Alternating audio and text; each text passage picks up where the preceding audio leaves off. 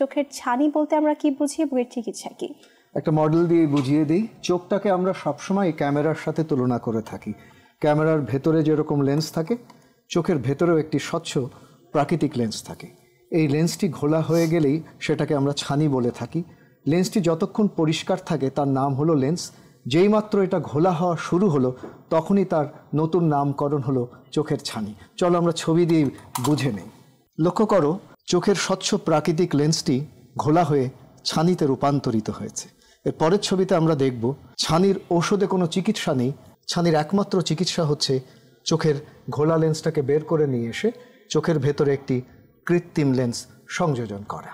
আচ্ছা, তো আসলে কি কি ধরনের ছানি অপারেশন রয়েছে? চলো ছবি দিয়ে দর্শকদেরকে বুঝিয়ে দিই। ছানির প্রচলিত একটি পদ্ধতি রয়েছে যেটাকে আমরা স্মল ইনসিশন ক্যাটারাক্ট সার্জারি বলি।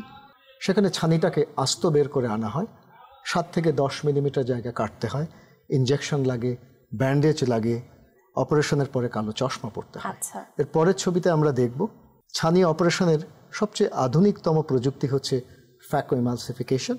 এখানে ছানিকে মেশিনের মাধ্যমে টুকরো টুকরো করে ভেঙে বা গলিয়ে আমরা বের করে নিয়ে আসি ছোট্ট একটা 2 মিলিমিটার ছিদ্রের ভেতর দিয়ে, এবং ওই ছিদ্রের ভেতর দিয়ে আমরা চোখের ভেতরে একটা নরম ভাঁজ করা লেন্স বসিয়ে দিই। ছবিতে লক্ষ্য করছো বাম দিকে Centurion vision with OZil torsional technology from Alcon USA, এবং ডান দিকে লক্ষ্য করছো White Star ice Signature Ellips phaco technology from Johnson and Johnson USA. আসলে বলছিলেন লেন্স বসানোর কথা, তো সঠিকভাবে লেন্সের পাওয়ার নির্ণয় করাটা আসলে কতটা জরুরি অপারেশনের আগে? ভীষণ জরুরি। তুমি জানো যে চশমার যেরকম লেন্স রয়েছে সেটি যদি সঠিক না হয়, একজন মানুষ যেমন ঝাপসা দেখবে, চোখের ভেতরেও যে লেন্সটি আমরা বসাবো সেটির পাওয়ারও যদি সঠিক না হয় একজন মানুষ ঝাপসা দেখবে, এবং সেই জন্যে এর গুরুত্ব অপরিসীম। আমি ছবি দিয়ে বুঝিয়ে দিই। এই লেন্সের পাওয়ার সঠিকভাবে নির্ণয়ের জন্য আমরা সবচেয়ে নির্ভর করি swept source optical biometry IOL master 700-এর উপরে। এর পরের ছবিতে দেখব আরেকটি আমরা অপটিক্যাল বায়োমেট্রি ব্যবহার করে থাকি আমাদের হাসপাতালে, সেটা হচ্ছে পেন্টাক্যাম AXL অপটিক্যাল বায়োমেট্রি। এর পরের ছবিতে আমরা দেখব কিছু লেটেস্ট জেনারেশন ফর্মুলা আমরা ব্যবহার করি, যেমন Barrett Universal 2 formula, Barrett True K formula, Olsen formula, Hill RVF formula. অর্থাৎ চোখের ভেতরে যে লেন্সটি বসাবো সেটি যেহেতু সারা জীবন রয়ে যাবে, এর পাওয়ারটা সঠিকভাবে নিরূপণ হওয়া খুবই প্রয়োজন। ধন্যবাদ আপনাকে। আপনি বলছিলেন বায়োমেট্রির কথা, এছাড়া আসলে ছানি অপারেশনের আগে কি কি ধরনের পরীক্ষা নিরীক্ষার প্রয়োজন হয়? আমি ছবি দিয়ে দর্শকদেরকে বুঝিয়ে দিই। প্রথমেই আমরা স্লিট ল্যাম্পের মাধ্যমে চোখের পাতায় মিবোমিয়ান গ্ল্যান্ড ডিসফাংশন আছে কিনা সেটা আমরা দেখে নিই। কর্নিয়া পাতলা হয়ে যাওয়া একটা অসুখ কেরাটোকোনাস আছে কিনা সেটা আমরা দেখে নিই।